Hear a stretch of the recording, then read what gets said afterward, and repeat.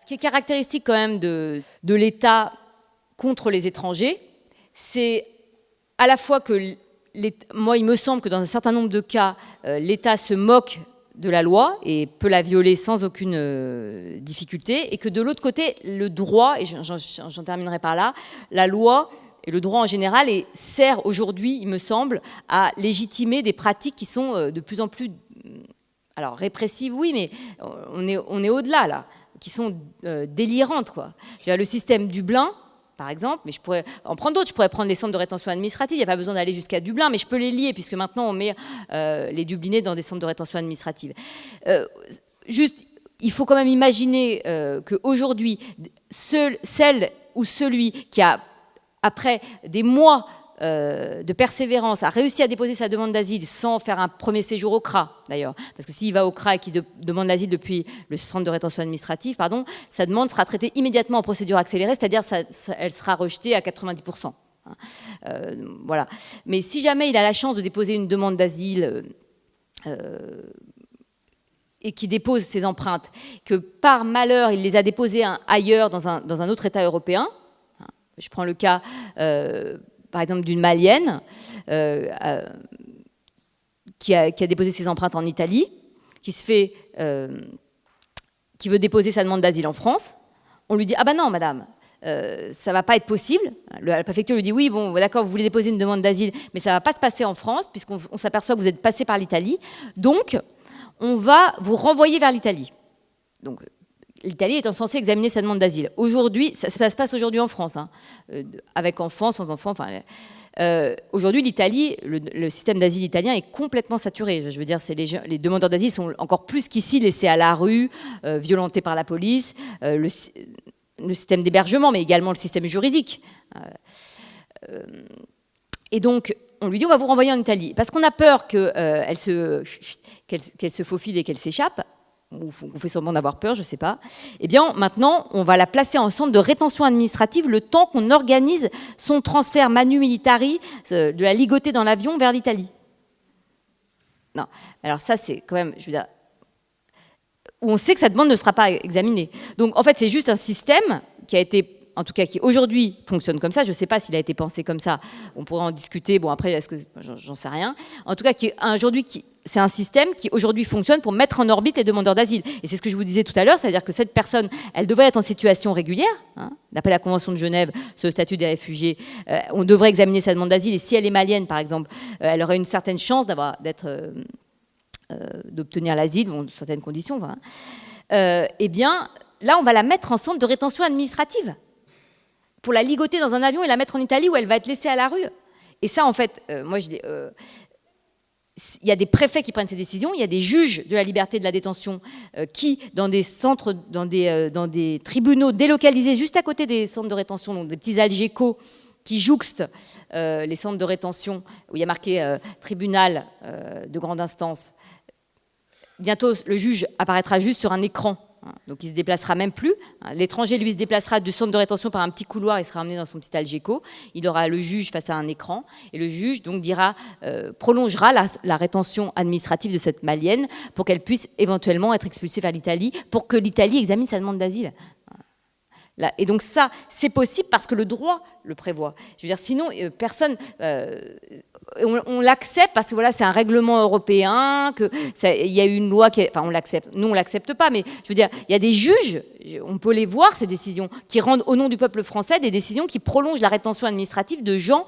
c'est complètement ubuesque. C'est une machine à gaz qui fonctionne comme ça, un peu en roue libre. Donc, je pense qu'il y a aussi des gens qui disent, on leur dit ça, on dit ah oui, mais c'est la loi le permet. La loi permet aujourd'hui un placement en rétention de 3 mois. 3 mois, c'est une petite peine de prison.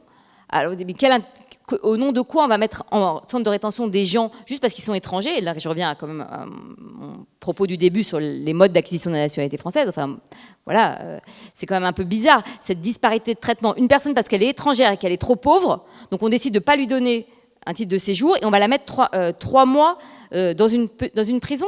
Je veux dire, et après on dit liberté, égalité, fraternité. Il y a un moment donné, je veux dire, la schizophrénie, ça a ses limites, non? Donc, les gens, d'une certaine façon, l'acceptent parce qu'ils se disent, oui, mais c'est la loi. Enfin, l'acceptent. Je sais pas. En tout cas, c'est un argument qu'on entend parfois. Et donc, il me semble que d'un côté, l'État, quand ça l'arrange, se fout complètement de la loi, et d'un autre côté, il l'utilise aussi pour légitimer dans l'esprit.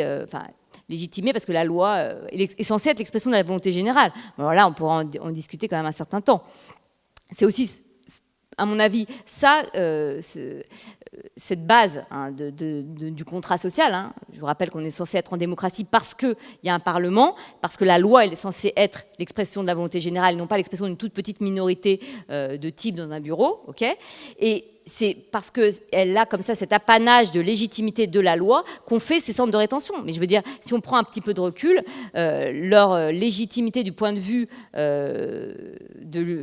je sais pas, l'humanité de base ou le principe d'égalité, c'est-à-dire si on se dit que finalement, après tout, sur la Terre, il n'y a pas des gens qui ont plus le droit d'avoir une vie chouette que d'autres, hein, et si on part juste de ce principe-là, ces centres de rétention et toute cette politique, elle ne tient pas une seule seconde, évidemment, enfin bon, c'est une évidence. Mais voilà, donc c'est plutôt le rôle du droit, moi, qui m'intéresse, et il me semble, moi j'étais pas là dans les années 70, mais que...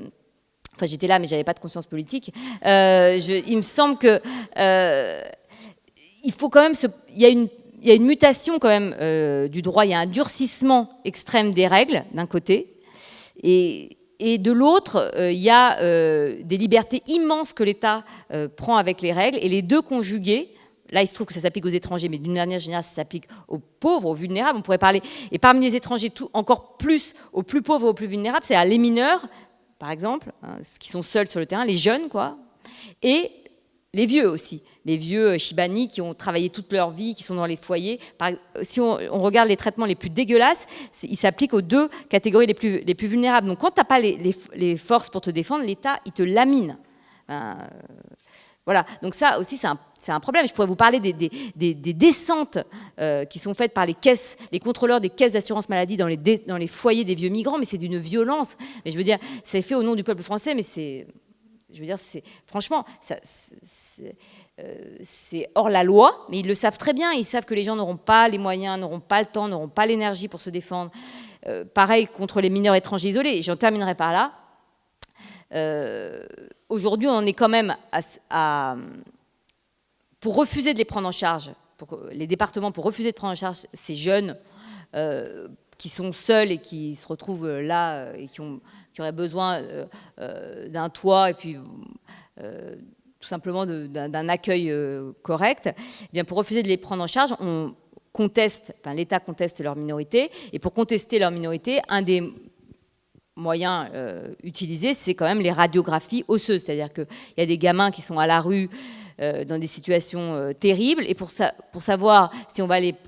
Alors, prendre en charge, c'est peut-être pas un mot très, très heureux, mais pour savoir si on va leur venir en aide, là, s'ils sont dans une situation vraiment difficile, eh bien, on mesure la taille de leur poignet. Alors, avant, c'était aussi des radios dentaires. Parfois, il y avait aussi des examens pubertaires. Hein. On allait jusqu'à mesurer la taille de leur sein, ou la taille de leurs couilles, pour savoir si on allait les prendre en charge ou pas.